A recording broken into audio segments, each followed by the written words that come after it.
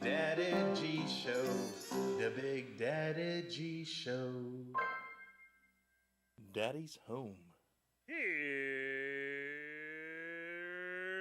yo. You're What? on, G. We're on? Well, hello, kids. Welcome to the Big Daddy G Show. We've been having some testicle difficulties, and we're trying to get them handled. Somebody's whistling. All right, somebody was whistling. We are live, sir. Oh, okay. Oh, we're on? Hi, kids. Welcome to the Big Daddy G Show. Today is, I have no idea. I'm not sure what happened there. Are we on or are we not on? We are on. Okay, because I think it played it back, whatever I said earlier. I'm not sure what I said because I've been drinking. So, anyway, I guess we'll start over. We're already on. Okay. All right. Hi, kids. Welcome to the Big Daddy G Show. We were having some testicle difficulties earlier, and we're still trying to get them worked out. And so hopefully all that works out. I'm not sure what they were or what was happening, but, you know, these things happen when you're doing a live show. So please bear with us, and we'll go from there.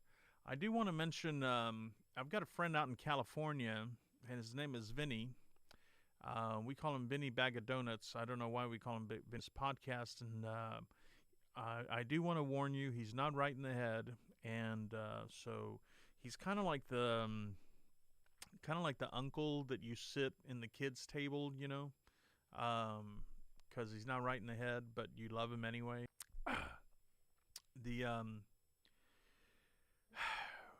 Well, we were going to have Vinny call in, but he said he was kind of busy in California today, so he's not going to be able to call in and promote his show. And then eventually, what we want to do is we want to do a dual show. We're going to do this show live, and he's going to be doing his podcast. Let's see, what have I got? I have absolutely nothing to talk about today, except for one. We're going to have a young man by the name of Mark that's going to call in the show pretty soon. I'll let you know when to call in, Mark. Not yet. And but I did want to tell you all about. I don't know if you can tell, but this is not a Mexican martini. I had some bad news. I have one of those, and y'all have heard about, you know, how much I love Mexican martinis. Well, I have them both at a moment's notice. I can just walk up, fill up my glass, you know, and be happy and keep going. And well, you know how they say that when somebody passes away, usually their partner passes away within 3 months. Well, my margarita machine passed away. And it took the martini handled. Hopefully the guy will come over and fix it so that I can go on. So tonight we're doing Crown and Cokes. And those of you who know me know I love Crown and Coke. So here it is. Woohoo! There is nothing better. I've got to tell you guys this. There's nothing better than a Crown and Coke made with a Mexican Coke. I don't know, in some parts of the world you can't get Mexican Cokes. I don't know if you can get Mexican Cokes up in North, Yankeeville, up there. I'm not sure. But if you're able to get a Mexican Coke and mix it in with your Crown Royal, I guarantee you're going to love it. It is just, it's got to be what God drinks, you know? I mean, that's the only way I can put it. It's got to be what God drinks. So, anyway, if you get a chance, try Crown and Coke, but a Mexican Coke, not an American-made Coke. Mexican Cokes, they use real sugar. It's not bleached. It's not, refined. It's just sugar. So, anyway, which reminds me of sugar, Cakery, and I wonder how she is. I hope she's doing great. Been thinking about you lately. Those cakes you make, man. Wow. So anyway, Suga's Cakery, and I believe they're in Pflugerville. If you guys get a chance, and you need a cake, and you may need it made, if you need it made right, look up Suga's Cakery. I'm sure you can Google it in Pflugerville, and she's awesome. We've had her on the show. You can probably find her in one of our past episodes on our show. So I'm not sure how much longer we have because I don't know when we went on the air or anything. So, but what else was I going to talk about, Taryn? I forgot what I was going to talk about today.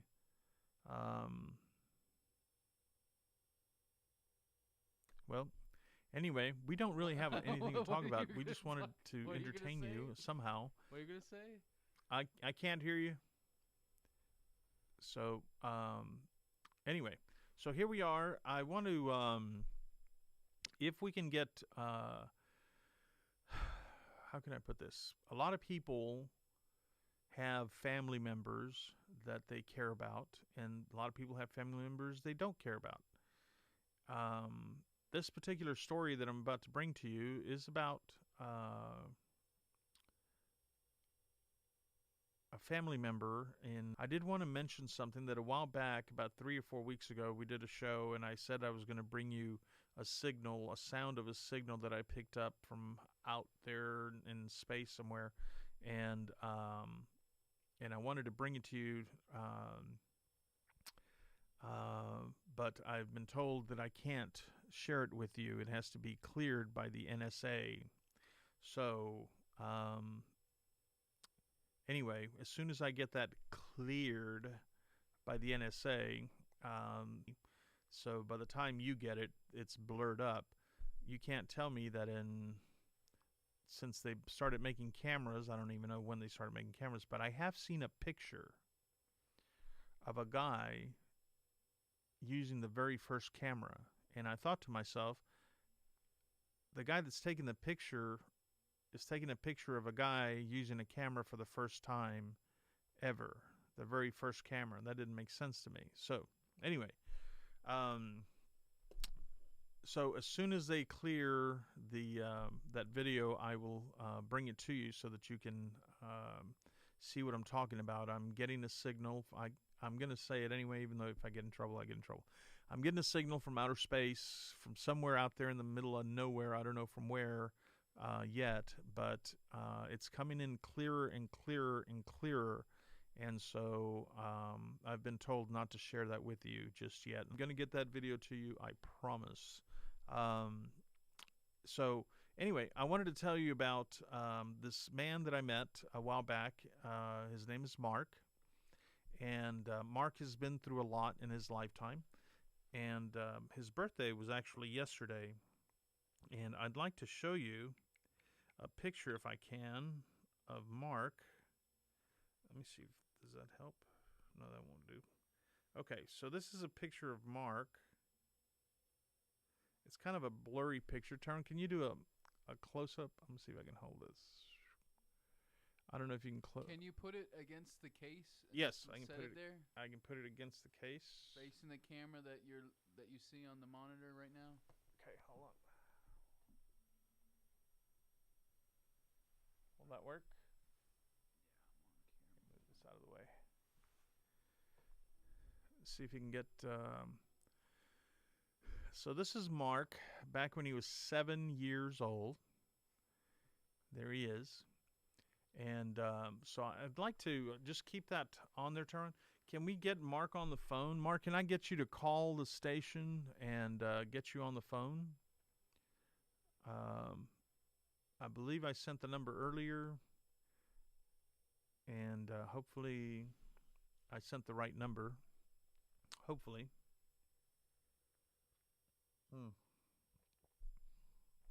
Ooh. Let me know when he calls in, Taryn. I want to tell you a little bit about Mark. Ex-military, I believe was in the Navy. And yesterday was his birthday, so I thought it'd be kind of cool for y'all to meet somebody that you otherwise would probably never, ever, ever, ever, ever try to meet him for a little bit. Maybe his life can shed a little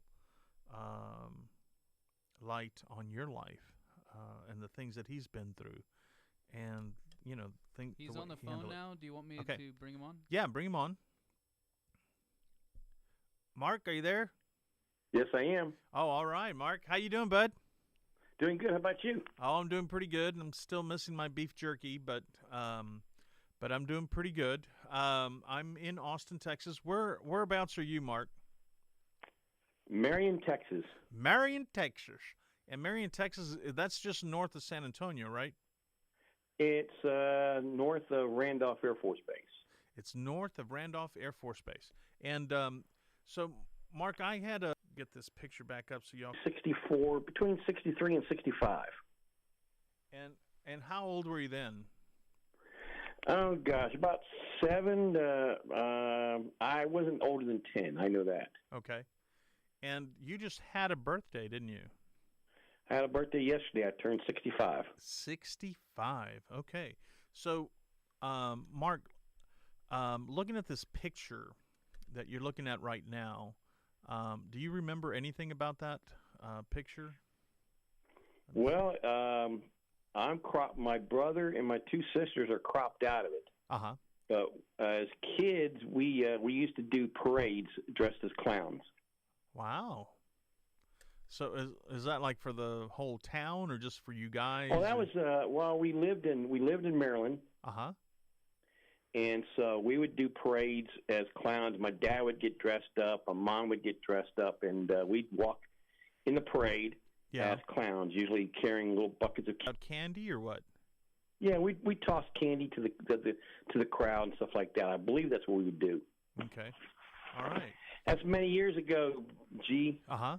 Yeah. Oh, well, yeah. And that's the reason I'm bringing it up is because I wanted to I kind of wanted to share your life a little bit of the stuff that that you've gone through in your life, and hopefully Marla left you alone in a room like I asked her to. Yeah, but I doubt she did. But anyway. Oh yeah, I'm by myself. Oh, you are? Oh, wow, that's awesome. Thank you, Marla. Okay, so so back then you said that was up in Maryland? Yes. Okay, and you were like 7 years old. Is there anything about that? Is there anything else that you remember about Maryland that you'd like to share with us? Well, growing up outside Washington D.C., became diehard Washington football team fans back then. With Redskins here in the area. Yeah, and I love history. Correct. Other than that, but went all the way up through high school, then went from after high school, went in the military. And what, like when you were like, let's say like in, I guess, 8th, 9th grade, something like that, did you remember what it is back then that you wanted to be when you grew up? Oh gosh, 8th or 9th. Well, I came to the realization that I wasn't really smart enough, or I wasn't smart enough. I probably would not apply myself to college. Uh-huh. And so I said, you know what? What's the next best thing? And I said, you know what? I'll go in the military. Okay. And I went in the military 2 weeks. No, I think it was a week, less than a week after I graduated from high school. And what branch did you go into? I went into the Air Force in 1975. Uh-huh. And why did you choose the Air Force? I did cook and security police. Okay. But I mean, why did you choose the Air Force and not the Army or the Marines or the Navy? I don't know, to tell you the truth. The Air Force was the first person I talked to, and I mean, I was happy with what they had going on, and I went in the Air Force. Nice. I did Air Force ROTC when I was in high school. So you got into the Air Force, and then how many years did you do in the Air Force? I did 4 years Air Force. 4 years, okay. And then you got out? I got out in 1979. Okay. And tell me again, what did you do in the Air Force? I started off as a cook. Uh-huh. And then I crossed over into a security police. Okay. And when you were cooking, for how many people were you cooking? It depends on where I was at. Okay, like just an average. Well, my first two bases, it was basically 200 to 300. Oh, okay. And what was the thing you liked to do the most when it came to the cooking then? Well, the thing I liked about cooking was it really taught me how to cook, and because I am a fairly good cook, I think. I just don't. I mean, granted, I'm not going to go out and cook a meal for a couple hundred people.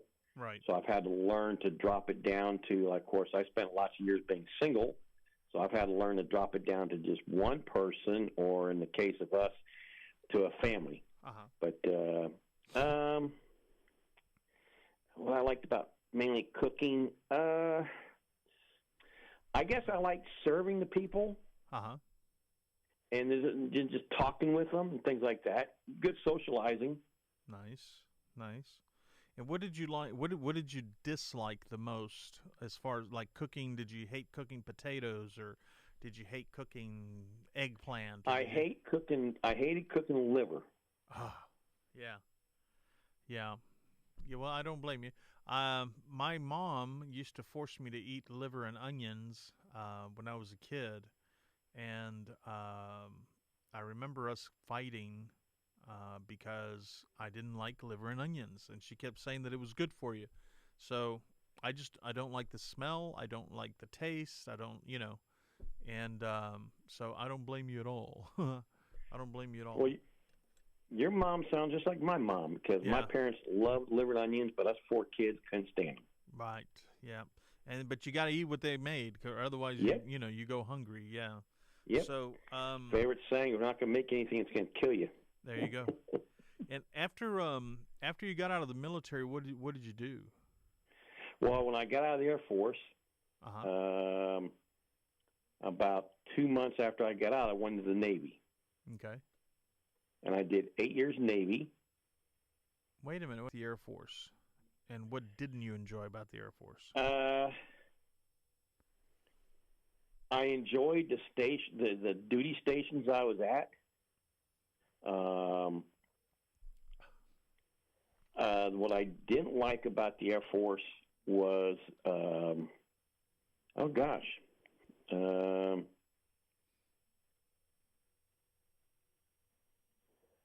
don't know about that. I don't think I disliked anything in the Air Force at the time.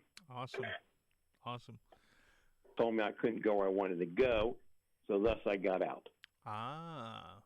And where did you want to go? I wanted to go back to the East Coast. Okay. And why? Closer to home. Okay. I got you. Okay, and so then you got out and you went into the Navy. I went into the Navy. Okay. And how did you, why the Navy? Well, I didn't talk to the Marines. The Marines were not even in the conversation. I talked to the Army, and the Army wanted me to go in and do what Martin Sheen did in Apocalypse Now. And I told him I was crazy. I might be that crazy, but not quite. Yeah. So I went next door to the Navy recruiter and told him I wanted to do something with my hands. I wanted to get overseas.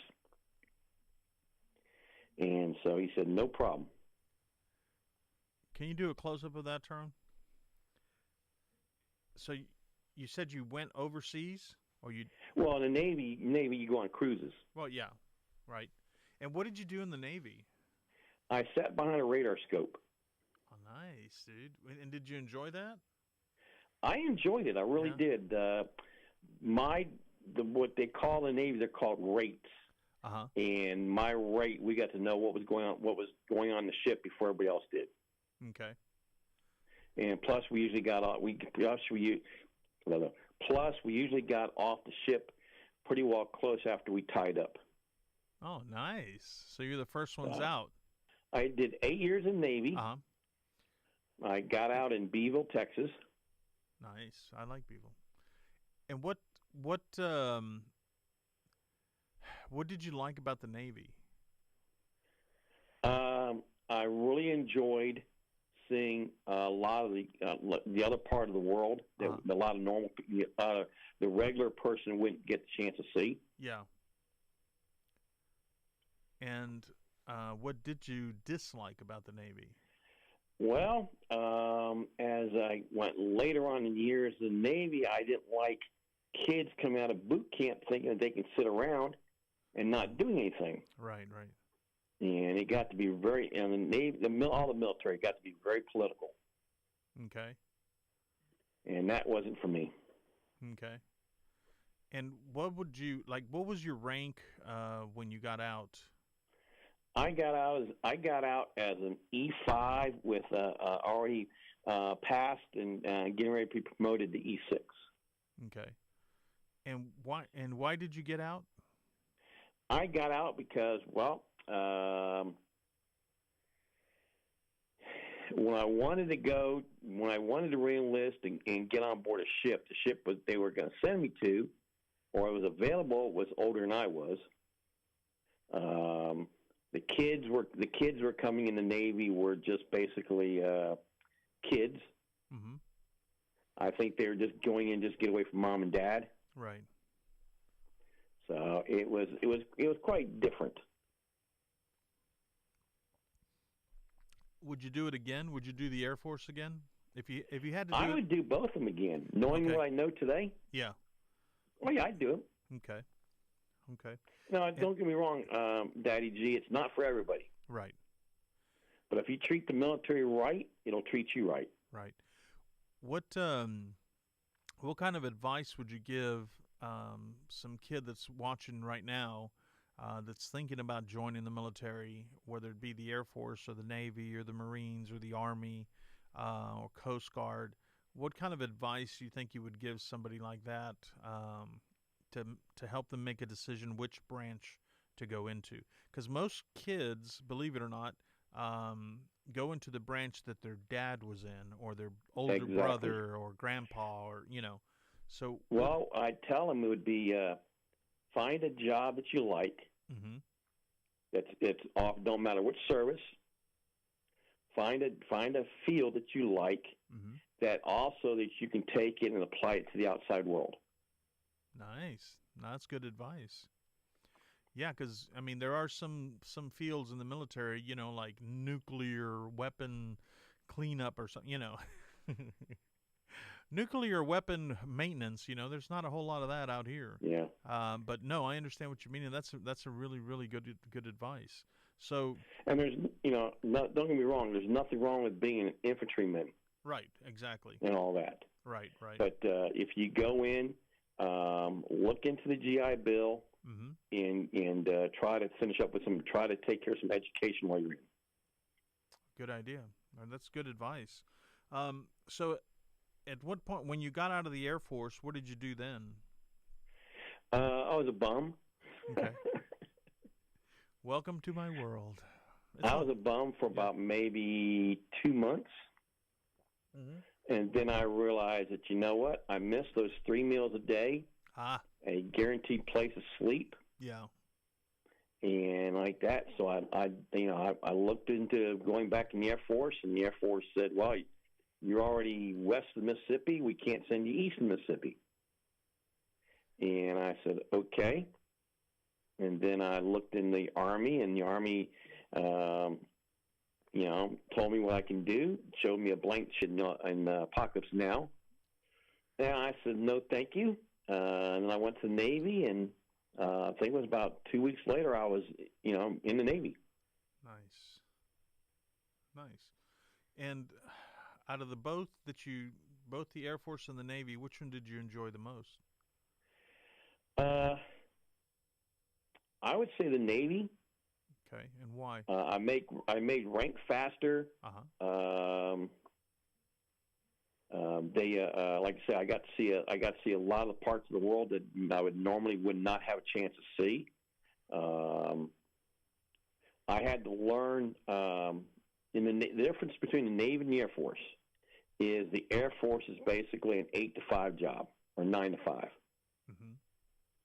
Mm-hmm. Basically, I mean, there's a lot of fields in the Air Force that you might not work there. You might work differently. But that's basically when you're off. When you're off of your job, you can go do whatever you want legally. But in the Navy, they call it's a privilege to go on liberty. Ah, it's a big difference. Yes. Yeah. Wow. Okay. And when you were in the Navy, what places did you get to see? Like, what far off places did you get to see? I got to see the Philippines a lot. We've been Nice. to Japan, Nice. Mombasa, Kenya. Nice. Been to New Zealand. Been to Australia. Been to Korea. Let's see. Aiming from the bottom part of the Suez Canal. Oh, wow. I've been on a Med cruise. I've been on a North Atlantic. I've been on a Caribbean cruise. What let's say if you wanted to move to another country, one that you've been to in the past, what country would that be and why? Phew. Well, when I was in the Navy, Australia was hurting for anybody with electrical field. Okay. So if you knew anything about electronics, like computers and things like that, you could almost write your own ticket in Australia. Wow. I don't know what it's like today, Yeah. but I mean, I enjoyed Australia. I enjoyed New Zealand. Yeah. I really enjoyed Mombasa, Kenya. That was a very interesting country to go to. I would almost have to say probably. Oh gosh, probably Japan. Japan? Yes. Okay. Well, dude, those people are so nice. They are tremendously nice. And so respectful. I've seen there's actually videos on YouTube that you can watch somebody in Japan just walk down the street, so you can get an idea of what it is, what it's like to live in Japan, and where people, work and sleep and go grocery shopping and stuff. And one thing I noticed about Japan that I thought was really cool was that they don't lock their bikes up when they're out riding their bikes. They leave at night, and it was basically apartments type thing. And there's all these bicycles in the alleyway, and none of those bikes were tied up or locked up or nothing. They were just right there. So, and it just amazes me, and a lot of people don't believe that. They think, that I'm nuts. So, I just think it's really, really cool that that they don't lock up their stuff, because there's so much respect there. And maybe the cost of living is better, maybe they pay their employees enough to be able to live. I don't know. But I just thought that was really, really a cool thing, that their scooters, their bicycles, they're just out there, and it's that if somebody is sick, like if they have a cold or a flu or something like that, they wear a mask. Mm-hmm. And at first I thought that it was, that they were being germaphobes or something. No, what they're doing is they're wearing a mask so they don't get anybody else sick, to that trouble to not get the next person sick, And we're kind of in the same situation nowadays with the COVID and everything, and the variant and all that, where, it's a good idea to wear a mask if you're going to be around somebody who is, easily can catch COVID, and it could, make them sick, really sick. Like if it's a grandma, grandpa, I'll be honest, I don't know all the categories that are higher risk, but it, it's just courtesy, it's respect, Yes. So that's one of the things I really liked that I learned about Japan that I didn't know. So if you go to YouTube, you can watch the videos of people walking down the street in Japan, and you'll see how I'm not saying they got it perfect. That's not what I'm saying. But I'm just saying that some of the stuff that I saw I thought was really, really cool. Okay, so how old were you when you got out of the Navy? Oh gosh. Let's see, 87.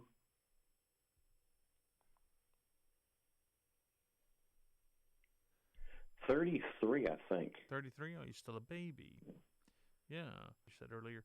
Um, and what did you do after that? Well, I moved up to Port Arthur, Beaumont, Texas. Uh-huh. I landed a job with U.S. Immigrations. Yeah.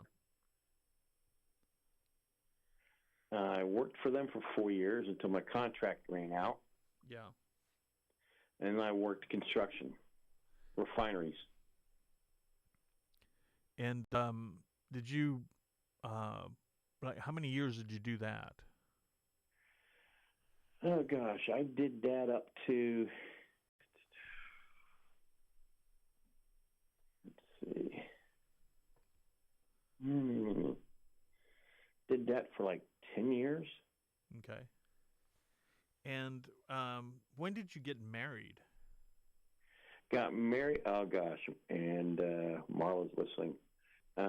2010. 2010. No, sorry. 2009. Okay. You got to get that one right. You can't get that Yeah. one wrong. Yeah. You can get a launch code wrong, but you can't get that. Hey, I remember our anniversary date. That's all that matters. There you go. There you go. And so, all right. So, what I kind of want to let everyone or have a loved one that is going through something that you went through, and I wanted to talk to you about it so that maybe you could share some light for some of the people that are watching as to what it is that they can expect, coming from it. Now, you had a form of cancer, correct? Yes. Okay, and can you tell the kids what kind of cancer you had? I had melanoma. I had skin cancer. Skin cancer, and how do you think you got that?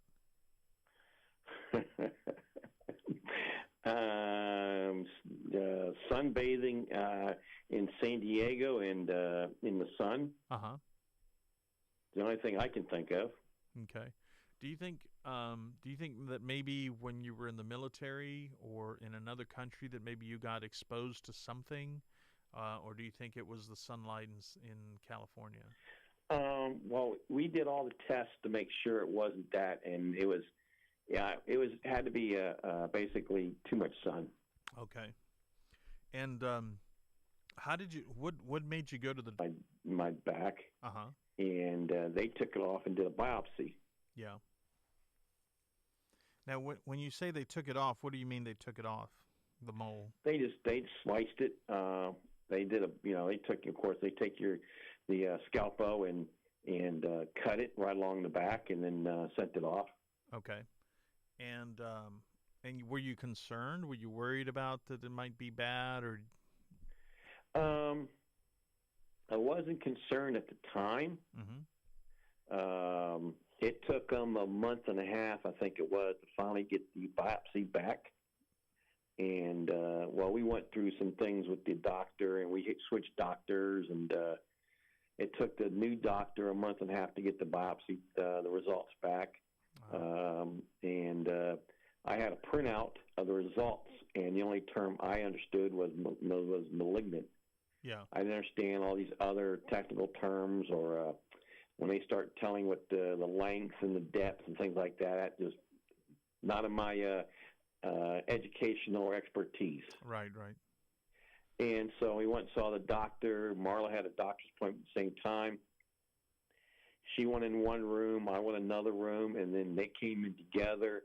The doctor told her to keep her mouth shut, and he looked at me and said, "You got cancer." And that was on my 60th birthday. Wow. And I spent all day on my 60th birthday going to referrals to specialists,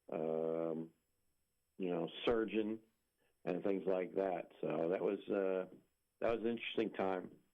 Well, what did you think? I mean, what did you feel? What did you think when they first told you?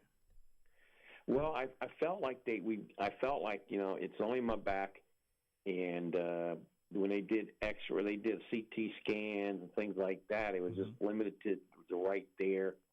I didn't know what to expect as far as surgery was concerned, and that's right there. And then I went and did my surgery, and then I started chemo. Okay. And how long was it since when you got diagnosed? How long was it before you started chemo? Gosh, I think probably about a month. Okay, so it was pretty quick. Yeah. Okay, and tell me, or tell the kids what did you think about doing chemo? I mean, how were you feeling about doing chemo, or what was it scary? Did you know what you were going to get into? What you were, or what were you expecting? I had an idea. Well, of course, I went online and looked up stuff online, and I read what the side effects were going to be. Yeah. And all that, and the chemo that I went through was it was an intensive chemo. It was treatment 5 days a week for 30 days. Mm-hmm. And wow. We'd get there about 9 o'clock in the morning. I'd walk out about 2:30 in the afternoon. Whew. And we did that for 30 days, 5 days a week, Monday through Friday. And then after that, I went to had no problems with that except for the second day. I definitely had the flu-like symptoms.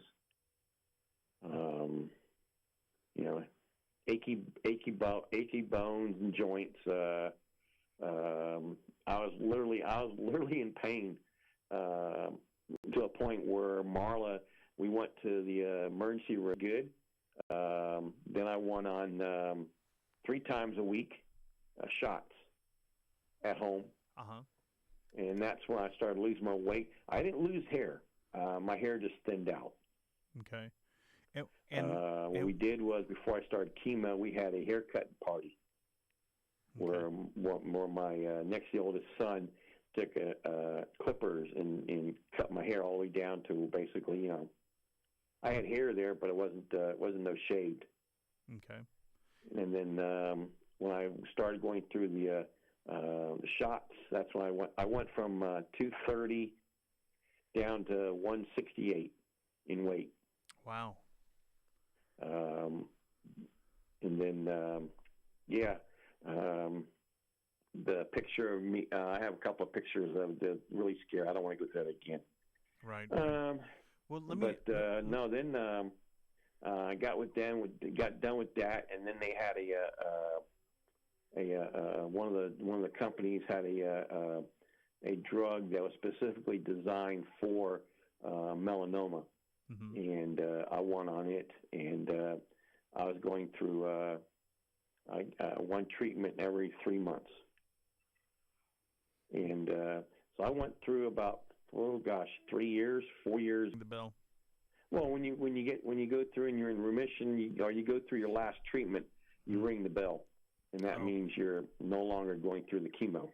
Okay. And let me ask you a question, because I know there's a lot of people out there that they've heard what it, I'm in chemo, I'm going through chemo. I know that there's a lot of people out there that have heard that, but what exactly does that mean? Can you tell us a little bit about what you went through? Well, the way it was explained to me, the way the cancer, an intensive treatment, my first treatment, my first phase. Okay. They wanted to make sure that it doesn't spread. Well, tell us about melanoma spreads to your lungs, your liver, any type of organs inside you. It spreads, and so that. No, chemo. I mean, it's going to affect people differently, and it's going to affect, other type of cancer patients will affect them a lot different than me. I was just lucky, I think, that I had my first doctor was good because they did really, really good. And then, of course, my last one was my oncologist, who I still see. She just phenomenal. Okay. But yeah, I think a lot of it has to do with the care and the people that are doing the care for you on how you're going to respond. And Mark, when you say chemo, like, did they give you pills or did they inject Oh you no, with I was something? getting. I had a. Well, what I did was I had a port put in my chest, Okay, what does that mean? Port. and it's done through an IV. Oh, okay, all right. Instead of them going through my arm, I had a port where the IV just goes right into the port. Okay. It's for easy access. Right. And basically what it is if you go into the hospital, they put in like an IV on you, and they don't have to poke you over and over and over again. They just put it in. Exactly. They just inject it into this little Mhm. port, and he had it on his chest, and it went into his body that way. So the first treatment that you got, you went in, and what did they do? Well, I went through. They'd give me Benadryl. I'd be taking instant Napsyn. Nice. Benadryl, something to stop the nausea, Yeah. and then it would be the chemo. I can't remember what the name of it is, but like I say, I'd go in, and they'd start about 9:30, 10 o'clock, and I'd be walking out about 2:30, 3 o'clock in the afternoon. Okay. And when you say the Monday chemo, through Friday. when you say the chemo, was it a pill? It's a liquid that they put in the bag, and then Yes. slowly it goes into your system. Yep. And what was it that you felt like when you first got the first dose? Did you feel nauseous? Did you feel like you were dizzy? What did you feel like? Oh gosh, that's 4 years ago.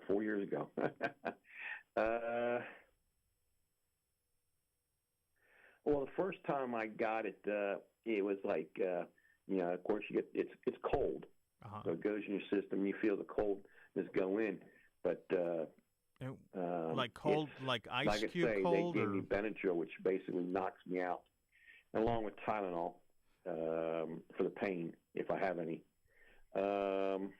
hey, You really don't feel anything really per se. okay, I don't think I felt really the flu-like symptoms. I couldn't relax. okay, and you I took a couple of Tylenols.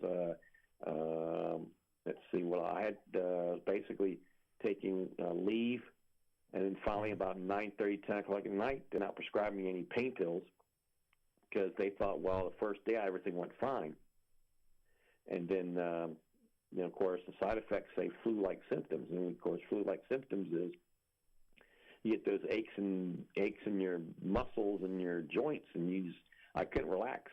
yeah. Hey, Mark. And so I get to the hospital, and they give me a little shot of morphine and just relax and calm me down, and like that from then on, it was no problem.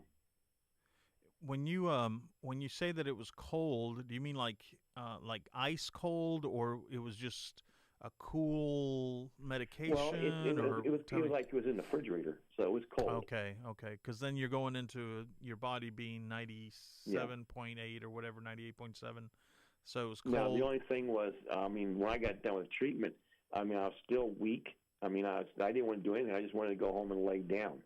Yeah. Like you see on TV, people going through chemo, and it just wipes them out. It did. It wiped me out. Yeah.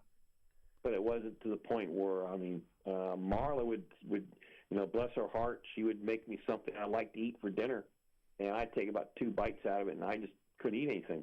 Yeah. It totally messed up my my appetite and my taste buds and all that.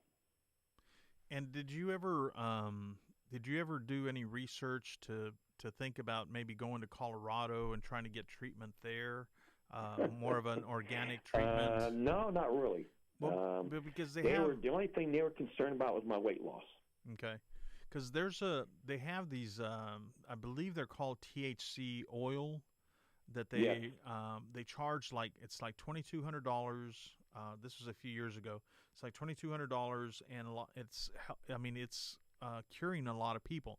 I'm not saying it's going to cure everybody, but if you're listening today or tonight, please do some research on that, because only 1%, if I remember correctly, am I right? Only 10% of the people that do chemo actually survive. I know it's a very low number.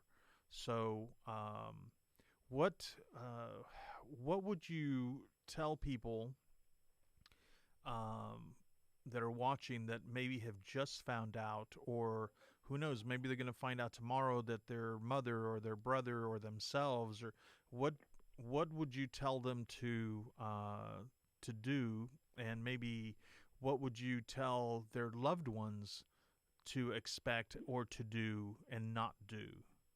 Well, the one thing we didn't do was, and I highly recommend get a second opinion. There you go. And then if when they send you to an oncologist, check up on the oncologist. Make sure that they're not charging money for certain stuff that to help pay for Mercedes or BMWs. Right. Exactly. We left my first oncologist and went to the second one, and the doctor came and sat with us for, about 2 hours, 3 hours, just talking to us, explaining what's going to go, what they're going to do, what they're going to watch for, and like that. I mean, she just sat down, just went from step one, step two, this is what we're going to do, this, you might feel this, like that. And to me, that just took a lot off my worries right there. Nice. And what I do now is I check myself. Well, I'm a diabetic too, so I have to check my whole body. Okay. But we check for any type of for any moles that are coming up and stuff like that. What do you tell the all family? All I gotta say is, when they say sunscreen, put sunscreen on. Yeah. What do you tell the family of people that maybe they just found out today that their loved one has cancer? What do you tell them to expect? Well, what I would recommend is if they're capable and they can do it, go to the doctors with their loved one and ask questions. I think my wife likes to ask. One question she asks is, if this was you, if this was your loved one, what would you do? Right. What would you want to do? Right. And I think that helps out a lot right there. Right. Well, and I would suggest make a list of all the questions that you have, because sometimes when you get to the doctor, you get so nervous that you'll forget to, oh man, I forgot to ask this or I forgot to ask that. So make a list on a piece of paper or a card or 3x5 card and just have questions that you want to ask the doctor. And don't worry about what it is that you're asking, because, if it's going to give you some kind of peace, ask the damn question, Yeah. Don't be afraid to ask. And the old saying, there's no such thing as stupid question. So if, did cancer, does it run in your family? I mean, does anybody else? Well, my type of cancer, no. Okay. So my mom and my two sisters have had breast cancer. My dad he didn't have cancer, but as far as what I had, no. As far as I know, no. Well, I want to remember to tell you something about ibuprofen, but one of the things that I did some research on that type of cancer that women get a lot, which is the breast cancer. I did some research on that as to what would cause it, what was some of the biggest causes of that.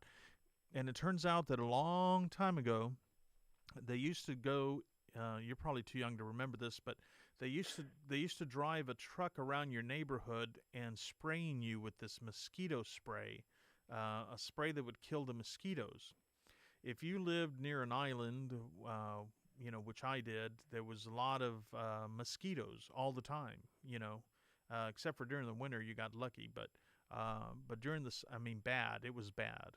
But they would spray you with this stuff, I would believe it was called DDT. Yep. And dude, there's this one video, and they're showing probably, I'm going to say 15 to 20 women sitting down in these chairs in the lawn, and they're just spraying them with DDT. Well, all those women died of cancer. So I used to ride, and my brothers used to ride behind these DDT trucks as they were spraying, and we'd be riding our bicycles behind the truck, because we were told that it was safe. So, so please, if you were one of those people, please, there's still a lot of people getting sick from that years and years later. So, well, I think we're running out of time, Mark, but I wanted to share your story and with the audience, because there's a lot of people out there that are going to be going through something like this. And, luckily you had, or you have someone who was there to help you. And I know she's not perfect, but at least you had somebody there on your side to help you through all this. And is there one thing that you could tell people that, their husband gets sick or their wife gets sick, they just found out? Is there one thing that you can do that could help them take care of them when they get home? Or should they not do this? Should they do this? Do you know what I mean? Like a little. Well, I think everybody's time. I mean, it was just, there was always, do you need anything and things like that. So I just say, just be there for them. Just let them go rest, because I think chemo is still going to kick their butt at times. Let them rest, and then check up on them. Good advice. That's what I would say. Good advice. I wanted to mention one thing, and then we're going to go, because I've already gotten the wrap it up type thing signal. But one thing I wanted to mention is that if you're taking ibuprofen and you've had a stroke before, ibuprofen in the warning label tells you that it can cause a stroke. So if you're taking ibuprofen and you've had a stroke, check with your doctor and show him in the warning signal on the back of the bottle and just say, why are you telling me to take ibuprofen if I've had a stroke and it says it causes strokes? And I believe it also causes heart attacks. So, dude, people, just read the warning, because they're not going to come right out and say, oh, hey, listen, if you've had a stroke or if you had a heart attack, don't take this. They're not going to tell you that. So it's up to you to read, the warnings. And it could save your life, man. And it could save your kid's life, or it could save mom's life or dad's life, So please read the warnings and talk to your doctors and stuff. But Mark, I want to thank you so much. Happy birthday yesterday. And happy birthday yesterday. And I'm still waiting on that barbecue. So whenever you guys are going to have that barbecue, let me know. And okay. The limo is having some electrical issues, and they're working on it as we speak. So hopefully that'll be taken care of so I can travel again. So thank you so much for coming on the show and sharing, your life basically with us. Thank you for sharing. And I know that a lot of kids, a lot of people that are watching right now, it gave them some comfort, to know what to expect, or, what's coming, what to do, what not to do, that type thing. So anyway. Yeah. Well, Mark, thank you I'm so glad much. I was able to help there. And, by the way, we need to do some drinks sometime. Dude, I am ready. Like I said, Okay. the limo's supposed to be ready by tomorrow. So hopefully by tomorrow I'll be able to travel again. So Okay, there you go. So anyway, well, Mark, thank you so much, and You're happy welcome. birthday. And tell all the kids I said hello, and thank you for sharing. Thank you for sharing with You're us. quite welcome. Okay. Thank you for having me. Have a good night, and peace, kids. And read the warning labels. All right. Thank you so much for joining us, and have a good night. Goodbye. Peace.